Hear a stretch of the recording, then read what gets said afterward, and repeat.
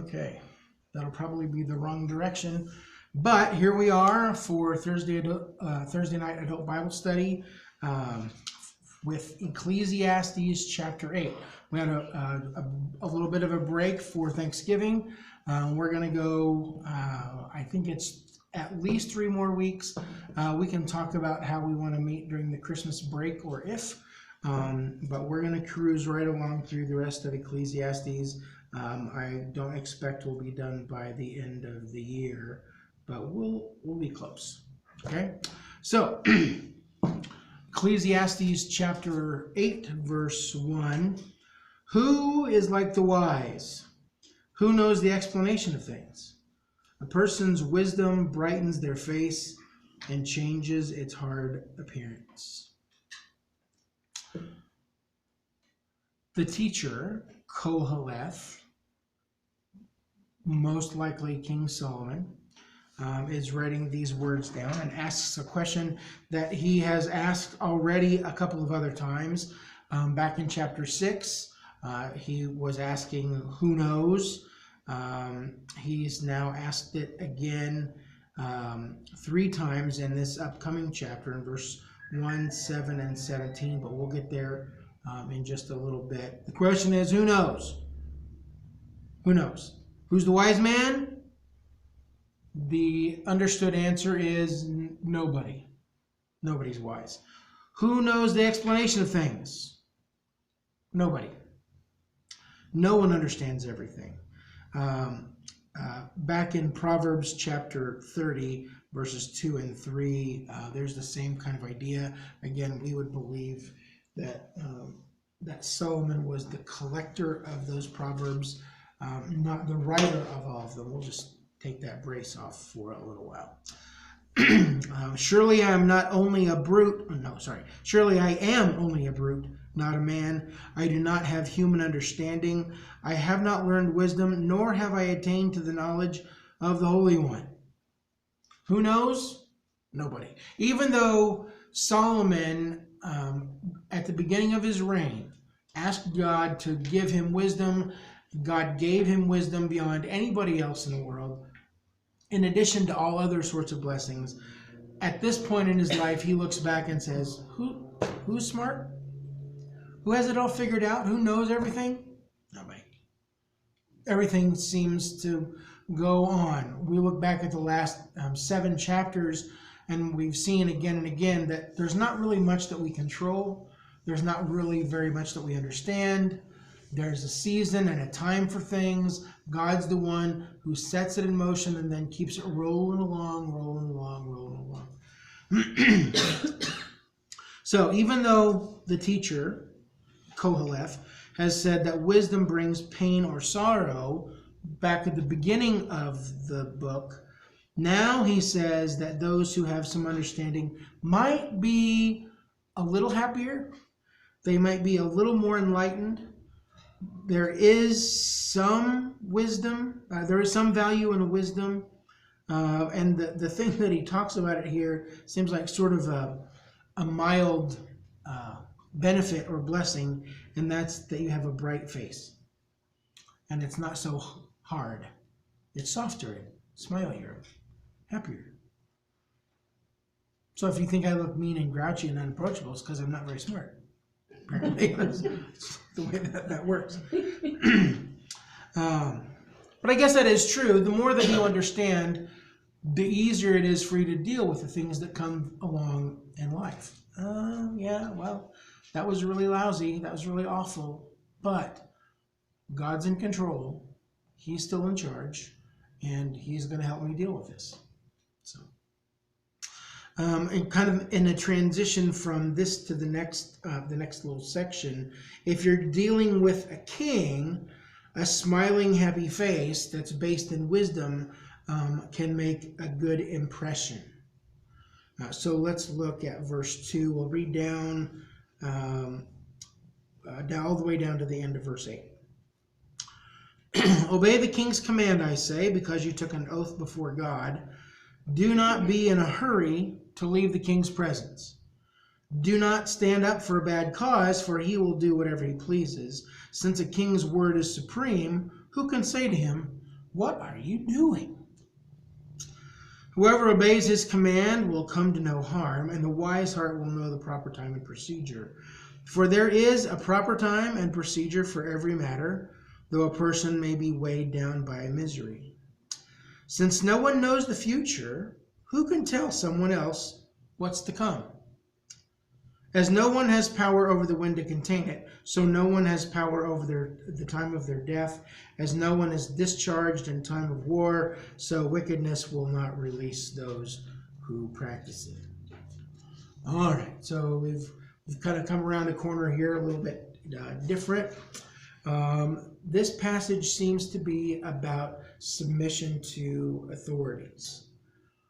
Koheleth, the teacher, says that we should obey the king because why? Why do we obey the king? Because of the oath. He took an oath. Where? Before God. Before God. See, that's the important piece. And his word is supreme. We took an oath. We vowed to God that we would obey him, which means that we're going to obey those people that he puts in authority over us. When we do, we will remain in the king's good graces.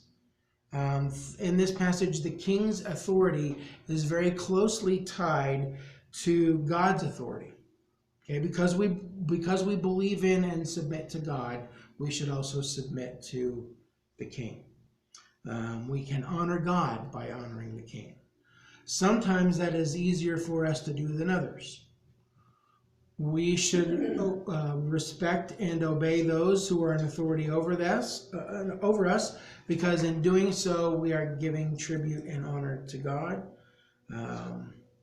We're supposed to submit to authority. That's not just an Old Testament thing. We read that in the New Testament as well. We're supposed to submit to the authorities that God has placed over us. We're supposed to pray for the emperor.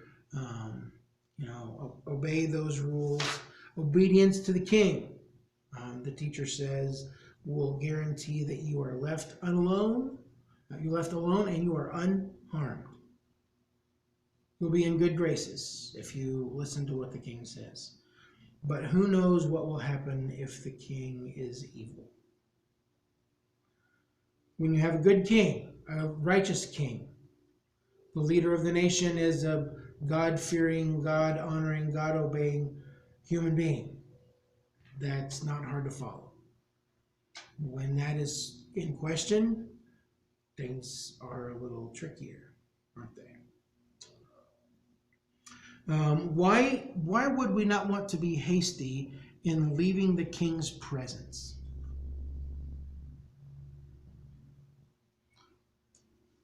If you've been invited to be close to the king, to have an audience with him, to sit at his table, to sit in the chair next to him, why would somebody be in a big rush to get out of there? I think they want to take a stand with evil. Well, if he's an evil king doing evil things, certainly you would probably want to make some space between you. But if you honor the king and it's like honoring God, wouldn't that make you closer to God? No? I think it would demonstrate your obedience to God by staying where you've been either invited or expected to stay. Why shouldn't we be hasty to leave the king's presence? Maybe because sometimes it's best to stay nearby, to show loyalty and friendship. You want to try to change some of the policies. It's probably easier to do that when you're being close, when you're a friend and not an angry protester on the steps of the palace. Maybe you'll look questionable if you're always running away from the king's presence. Like, oh, king, I gotta go. If you're always trying to get away from him, eventually the king is going to stop inviting you, and you won't have the kind of influence that you've had. It is hard to imagine that if you've been invited into the king's presence, that there would be times when you would want to run away. Regardless of who is in the Oval Office of the White House, If the president invited me to go, I would probably go.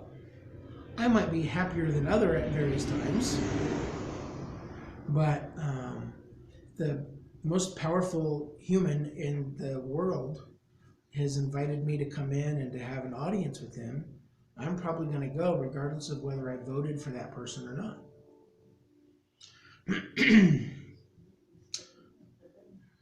We should not take a stand for evil things. How does he say that? Don't stand up for bad cause. Yeah, don't stand up for a bad cause. Don't question the king to say, what are you doing, since he's the boss. There are a lot of songs that and quotes that came to mind when I was writing all that down, like I fought the law and the law won. When I fight authority, authority always wins. There's a line from South Park, which I have watched not very much of. I know just enough to be dangerous that one of the characters always says something about respecting his authority. That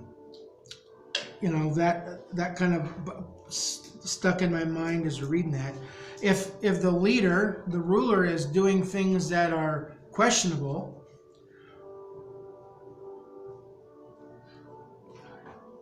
or just flat out wicked, what do? Where's our obligation? What vow did we make? To honor God. That was the first promise. That's our first priority. We got to honor God.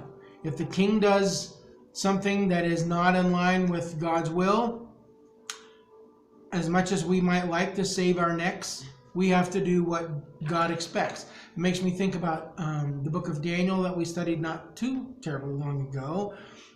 Daniel, the edict was you don't pray to anybody but the emperor. Daniel said, I gotta pray to the one God of Israel. And so that's what he did, morning, noon, and night. He prayed to the God of Israel. He was thrown into the den of lions. His friends, Shadrach, Meshach, and Abednego, at the sound of the orchestra, you're supposed to bow down and worship the statue of the king. And they said, we don't bow to anybody but God. They got thrown in the furnace. God protected them. God protected Daniel. Is God going to save us when we stand up against an unrighteous law or an unrighteous government? He might. He might save us physically, but he has certainly saved us spiritually.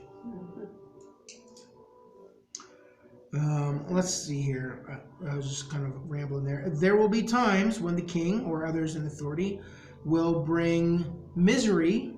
That's kind of the next idea. And in those times, we remain patient.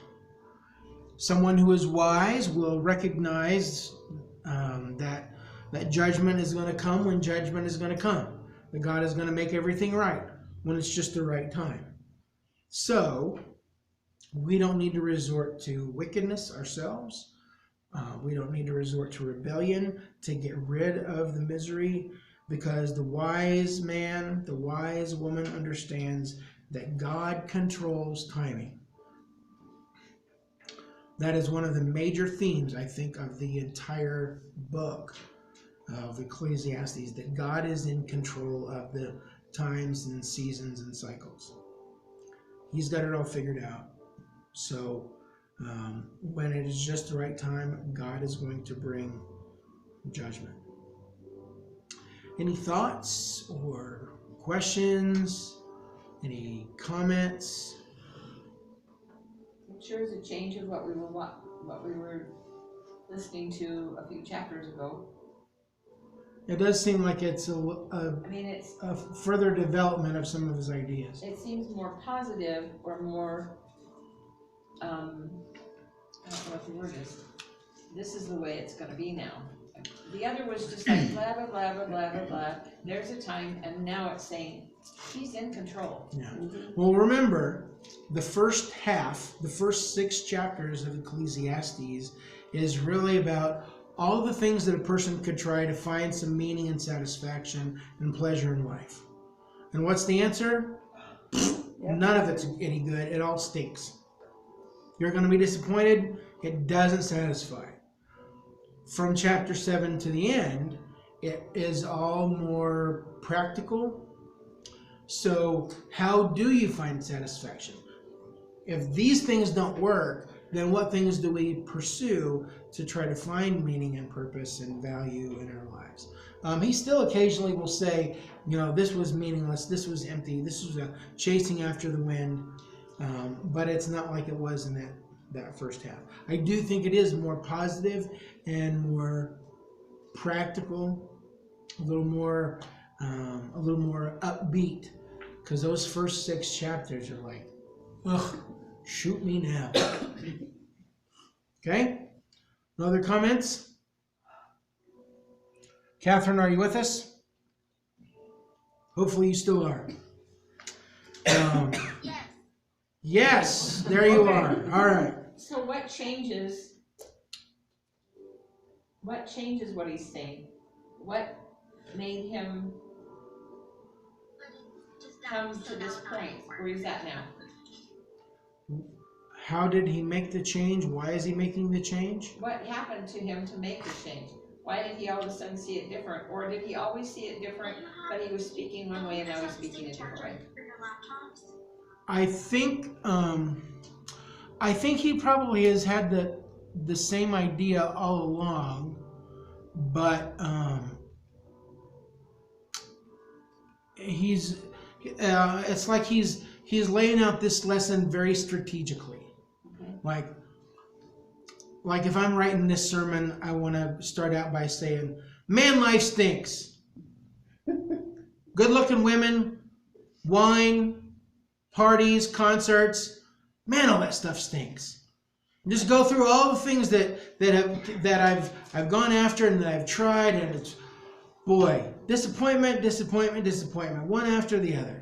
Friends that don't stay near you, kids that disappoint you, a work that sucks the soul right out of your life. Man, who's with me? Yeah, it all stinks. But it can be better. So let's talk about how it can be better. Let's move out of all this stinky yuckiness. What can we really find meaning and purpose in? I think he's just being strategic. I want to get your attention, so I'm going to start out with this and then Tell you how to make it better. I've lost my friend Catherine. Her kids were making her crazy looking for the charger, and so she left. Oh. I hope you come back, Catherine. If you're watching this on YouTube, we do miss you. I was looking forward to get to know you online. So anyway, back to 8:8.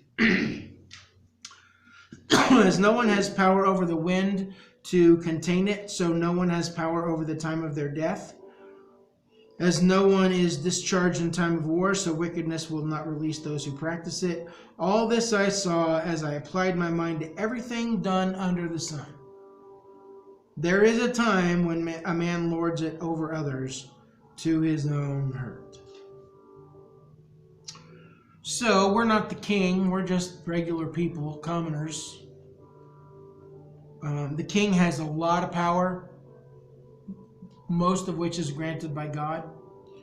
We have very little power over not very many things. And so he points out some of the areas where not a one of us has any real power or authority. We don't have power over the wind.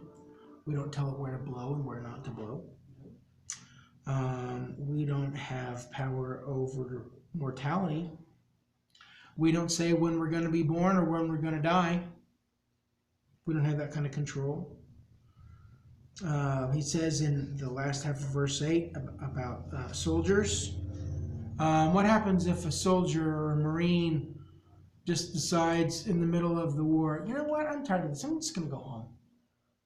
They come after you. Not anymore. They just stop sending your paychecks. Yeah. Okay, you get charged with desertion if you're gone. Away without leave. I always think about Klinger when I think about going AWOL. I'm not sure why. I don't know if he ever did, but I think about him. Just because you're done with the war or you don't agree with it doesn't mean you get to quit and go home. You don't have that kind of power. And we don't have control over the results of wickedness either. The one thing that he does talk about that we have a little bit of control is that a man lords it over others to his own hurt. That's a little tricky for some of the Bible scholars. What kind of hurt is he talking about? Who's getting hurt? Is it himself? Is it others? Or maybe it's both? We do have a little bit of control. If I want to, I can keep ramming my head into the wall until I get all the way through. It's dumb, but I can do that. I can choose to hurt all of you. I can say mean, nasty, hurtful things that'll make you not want to come back anymore. I can choose to do that. I have control of my own mind and mouth, mostly. I think that's all that is about there, is just control. We don't have much control, but a tiny little bit. Verse 10, then too I saw the wicked buried, those who used to come and go from the holy place and receive praise in the city where they did this. This too is meaningless. When the sentence for a crime is not quickly carried out, people's hearts are filled with schemes to do wrong. Although a wicked person who commits 100 crimes may live a long time, I know that it will go better with those who fear God, who are reverent before him. Yet because the wicked do not fear God, it will not go well with them, and their days will not lengthen like a shadow. Okay, so he's throwing out that phrase again. This is meaningless. That word sometimes doesn't just mean empty or vain. Sometimes it means like ridiculous or absurd. I think that's the application here. It is absurd what the teacher has observed in his own lifetime. Specifically, that the wicked live these long, respected lives. They're clearly wicked people. Where did they come from? And what was happening in the text? Coming down from the holy places. Okay, they're coming out of the temple courts. And everybody's going, oh, what a wonderful man, what a wonderful woman. They're snakes. They're cheaters. They're liars. They're wicked. But when you leave church, everybody's got all kinds of nice things to say about you. But the righteous people don't get that kind of attention. The wicked get a good burial because they're well respected in the community. They probably donated something to the Boy Scouts and the Girl Scouts, or, they clean up a section of highway or something like that. They're well respected. And what that tells me is not so much that the focus is not on the wicked man or woman. The real finger being pointed is at the community. The community isn't smart enough now to say, hey, wait a minute. I think that guy is married, but he's got like chicks in every little community. I know for a fact that he cheats on his taxes. Heck, he doesn't even file his taxes. He beats his slaves. His kids hate him. Why would we say nice things about him? Because he came out of the holy place. The community has lost their standards for judging what's right and what's not. They can't tell the difference anymore between what's good and what's evil. Morals. The times we're in right now. Morals are in turmoil. We call evil good and good evil. Yep. And the teacher says that is meaningless. It is empty and absurd. It's ridiculous. It is not too hard to see that there are certainly some parallels with our own time, our own culture.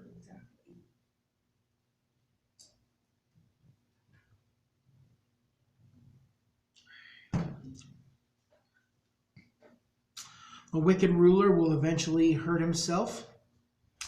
He will be given to excesses of power and authority, and the world is going to crash down around their head, and eventually they'll be forgotten. All their power and control is empty and meaningless. Sometimes one who is wicked will get out of punishment. Justice can't catch up to them. And it could encourage somebody who's a wrongdoer to keep doing wrong. But it is also possible to see that delayed judgment can encourage other people to do wrong. Hey, if he can get away with that, if she got off scot-free, why can't I? I bet I could do the same thing.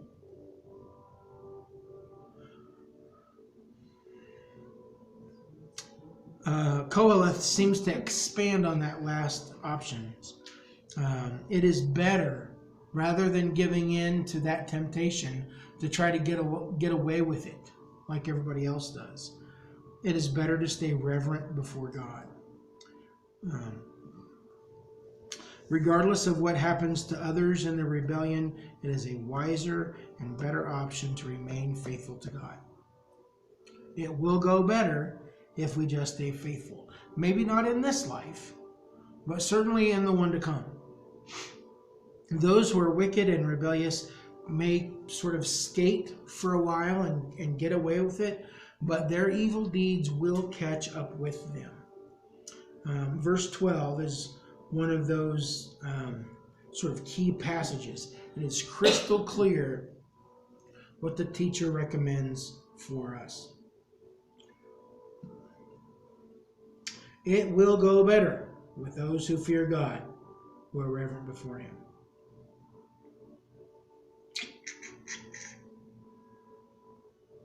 There is benefit and goodness in remaining faithful to him and respecting him and fearing him. There is goodness and welfare and benefit. And for people who reject him, they may have a little bit of fun now, but they will not have goodness and welfare and benefit. Deep thoughts? Smart aleck remarks?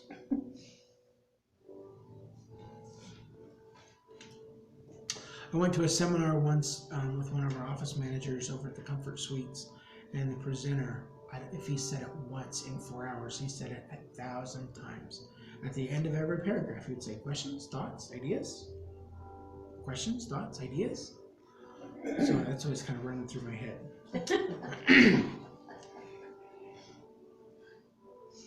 Do you agree with the teacher? Is he right on the money? Why do good things happen to bad people? Well, they won't always. That's kind of seems like that's sort of the underlying text here. Bad people may have good things go with them for a while, but it won't be for long, and it won't last. Eventually, chickens come home to roost.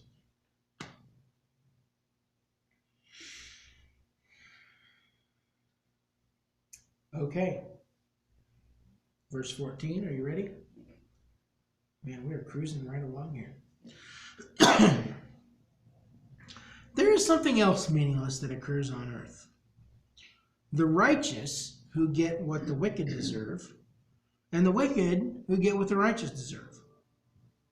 This too, I say, is meaningless. So I commend the enjoyment of life, because there is nothing better under the sun than to eat and drink and be glad. Then joy will accompany them in their toil all the days of their life that God has given them under the sun. When I applied my mind to know wisdom and to observe the labor that is done on earth, people getting no sleep day or night, then I saw all that God has done. No one can comprehend what goes on under the sun. Despite all their efforts to search it out, no one can discover its meaning. Even if the wise claim that they know, they really cannot comprehend it. So, vanity of life, the emptiness, the absurdity and ridiculousness of life. The righteous get punished, the wicked get rewarded. Sometimes that is definitely true, that good, righteous, helpful, compassionate people suffer while selfish, egocentric, wicked people prosper. So what should we do then when we see that? Shall we give up being good and chuck it? Pray for them. I think what the teacher says is that as long as we're here underneath the sun, we need to continue to do good. We need to do good. We just talked about that in the last section. But we also ought to enjoy the good things that we already have. Have a piece of pie. Get a great big cup of good coffee. Hang out with your friends. Enjoy the good things that God has given. Even the wisest man is unable to discern all that God is doing, no matter how hard he tries. This lesson is going to probably come up a few more times. We may want to understand everything. We can't understand everything. We should really not try to figure it all out. But we should deal with what we do understand. And we should appreciate the good that God has given to us. In verse 14, the idea is that we should expect things to be confusing. Things are unfair, it's dumb, it's meaningless and empty, doesn't make any sense. But we really can't fight that much. We just need to expect that things in the world are not going to be fair. We should expect inequity. That is not a very popular idea right now because everybody wants everything to be exactly the same. Everything should be, we all get 14.5 ounces of whatever. We get exactly 2.7 yards of this or that. Everybody has to be exactly equal. Well, the reality is, from Scripture, is that the world doesn't operate in an equitable fashion because horrible, jerky people have good things happen to them and really wonderful, gracious, helpful people get the shaft. We should just expect that that's going to occur. It makes me think of a passage from the New Testament where Paul writes that if you are a Christian, you should expect to be persecuted. You shouldn't expect it to be golden shower, blessing, God is dumping the floodgates of heaven on your head. It's exactly the opposite of what the preachers on TV tell you. They preach that God wants you to have a brand new car and a nice new house and fancy clothes and lots of beautiful children who are all handsome, above average, strong, healthy kids. That's not really what we read in the Bible. Do you preach that? Yeah, because look. He's Exactly. got that $5,000 suit on. And a Rolex on TV. Yeah. My 13-year-old car with 218,000 miles on it.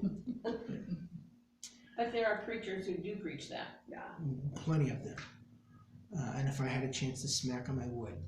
Because that is not the message of the New Testament. It's not the message of the Bible. It's not the message we read right here. God is not promising material wealth to those who are faithful in. He is promising eternal reward for those who are faithful. And all those people who are getting away with sometimes literally murder, they will pay in the long run. They're going to get what is due them. Just because the world isn't fair, though, that doesn't mean that we ought to give up on trying to follow God and to do righteous, godly things. failure to receive what we're due in this world for righteousness isn't motivation to stop what's doing right. What do we do? What are you due? Well, there might be some people that say, I've been teaching a Sunday school class for 20 years. Where's my plaque? Where's my $25 gift card to Starbucks? Where's the adulation of 25 years worth of second graders? Don't I deserve something for all of this work? Go to be a missionary in some very difficult place? I've served here for 10 years. I've served here for 20 years. I've been here for 50 years. Where's my due? Where's my reward? Where's my pat? Where's my thank you card? Where does it say in here though that we are due it? Oh, I see you're thinking. We're not due anything. We may believe that we are because I'm being very good. It feels a little bit like the parable of the prodigal son, right?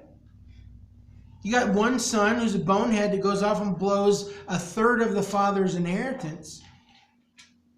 A third of the estate is just burnt up in parties and everything else.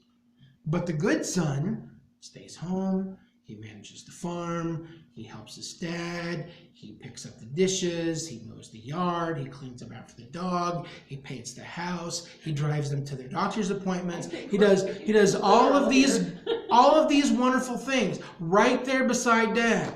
And at the climax of the story, he's like, I never got a calf. Nobody ever threw me a party for doing good. But this moron, you're pulling out all the stops for this idiot. He's a stupid idiot brother. I don't know why you'd want to do this for him. What about me? Where's my party? Son, everything belongs to you anyway. But I think that can be the idea that some people have is I'm going to be good and I'm going to get good things. Well, I don't want to do dishes anymore. You told me it wouldn't do me any good. No, not gonna do you any good at all. Nope, No not point. gonna do dishes. Well, maybe anymore. you. It might work for you. Okay. That one, huh? But I mean, Why bother to try? no. Why do we think that we're due anything? I don't know, but some people do. Some people really believe that we got lots of neighbors around here that believe that if they will give the right way and serve the right way and dress the right way, that God is going to not just bless them in the afterlife, but he is going to bless them financially, materially, and physically in this world now. So, there's a couple things that go hand in hand there. And if you happen to be somebody who doesn't go to a church like Roy, I'm trying to be kind and gracious here, okay? Antidepressant use is the high, at one point in the last 10 years, it's the highest it is anywhere in the nation. Yep. Why? People are worn out from trying to live up to an expectation. Because the expectation is, if I'm good enough, if I do enough right things, then we will have material wealth, and we won't be in a little trailer hut. We're going to be in a 36,000 square foot home with all the toys in the driveway and a cabin up on Bear Lake for the weekends. Because we are so righteous, we are so godly, God is blessing us materially. And it's hard to live up to that. And the other thing that goes along with it is the amount of incredible soul-sucking debt that there is in Utah. Because you assume, well, I don't want anybody to think that we're not really godly enough. So let's go get an RV. Let's go get a boat. Let's get a bigger side-by-side. They're sort of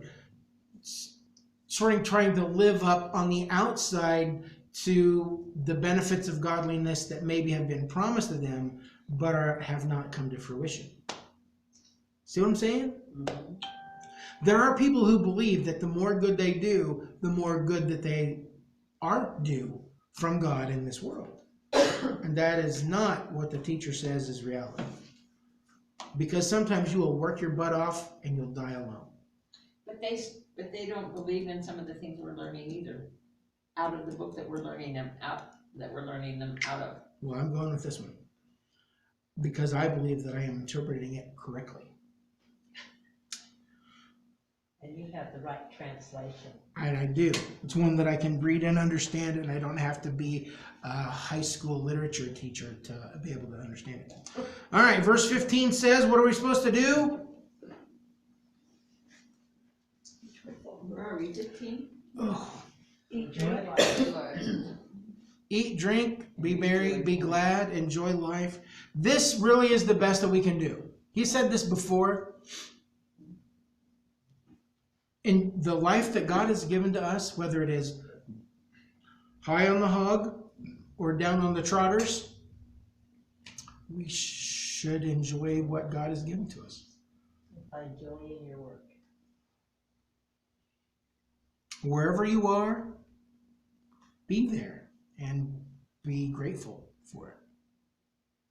I mean, we can always look around and see that somebody is in a worse spot than we are, no matter how poor we are. You may have 3 cans of tuna instead of 2 cans of tuna. If you can find satisfaction in this life with the things that God has given to you, then you're going to have peace. You're going to have joy. That means that you've got some wisdom. And what do we say that wisdom does to our face? Softens it, makes it brighter, shiny, smiling, happy people, shining, happy people, holding hands, is what REM said. We need to not get hung up on inequity.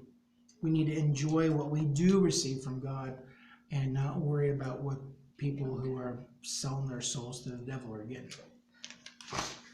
This is not the first time that we've seen this kind of wisdom. Back in chapter 2, verses 24 to 26, a person can do nothing better than to eat and drink and find satisfaction in their own toil. This too I see is from the hand of God, for without him, who can eat or find enjoyment? To the person who pleases him, God gives wisdom, knowledge, and happiness, but to the sinner, he gives the task of gathering and storing up wealth to hand it over to the one who pleases God. Chapter 3, verse 12. I know that there is nothing better for people than to be happy and to do good while they live, that each of them may eat and drink and find satisfaction in all their toil. This is the gift of God. Chapter 5, verse 18, 19, 20. This is what I have observed to be good, that it is appropriate for a person to eat, to drink, and find satisfaction in their toilsome labor under the sun during the few days of life that God has given them, for this is their lot. Moreover, when God gives someone wealth and possessions and the ability to enjoy them, to accept their lot and be happy in their toil, this is a gift from God. So, 4 times in 8 chapters, seems like this could be an underlying theme of the book. Find satisfaction in what you have. In food and drink, in family and friends, even in your stinky job. If you can find satisfaction there, you have grabbed a hold of something really special. God gives you the ability to enjoy what you've received. What do you think? You buying it? Steve, what about you? Absolutely. All right. Well, I'm looking for, backup from the other guy in the room. You're usually the only guy in the room. Yeah. Verses 16 and 17. Where did they go? We've already read it. I'll hit it again. When I applied my mind to know wisdom and observed the labor that is done on earth, people getting no sleep day or night, then I saw all that God has done. No one can comprehend what goes on under the sun. Despite all their efforts to search it out, no one can discover its meaning. Even if the wise claim they know, they cannot really comprehend it. Okay? Seems like we're going back to these questions at the beginning of the chapter. Yeah. Who knows? Who has any understanding? Well, lots of people try. No sleep day or night. We cannot always understand why things happen the way they do, no matter how hard we try, no matter how smart we are, what we got in the SATs, what our rank was when we retired, what kind of certificates and awards are on the wall, no matter how long we live. For certain aspects of life, there is just no understanding them. We don't know how God works. His ways are higher than our ways.